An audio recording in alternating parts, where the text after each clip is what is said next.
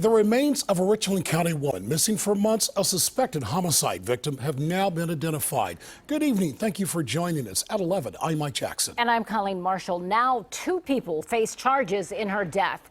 NBC4's Olivia FECTEAU reports from Mansfield tonight on why the prosecutor says this is among the worst crimes she's ever seen. DNA tests showed those remains belong to 62-year-old Patsy Hudson, the woman who used to live in this house on Spring Street. Her next-door neighbors are now in the Richland County Jail.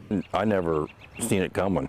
I mean, you know, you never expect it to be next door. You always figured it'd be someplace else. A quiet street in Mansfield. Mark Clever says he feels differently about his neighborhood after what's happened. You never think it's going to be in your neighborhood. You always think it's, you know, someone else's neighborhood. Well, I mean, this has hit me right next door. Months after Patsy Hudson's disappearance, the Richland County prosecutor is charging her next-door neighbors, Walter Renz and Linda Buckner, in connection with Hudson's death.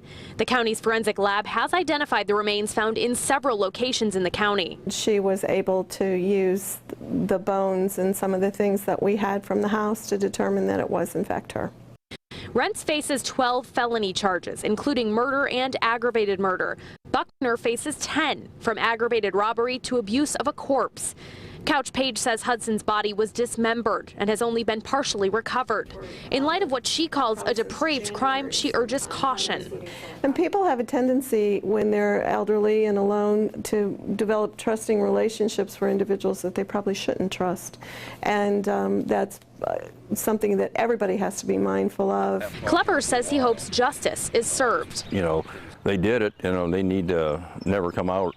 You know, they need to spend in prison the rest of their life or even get the death penalty, you know, for what they did to her. I mean, they didn't need to cut her up. That prosecutor says they've been in touch with Patsy Hudson's family throughout all of this. And of course, as you might imagine, they're very upset and distressed by what's happened.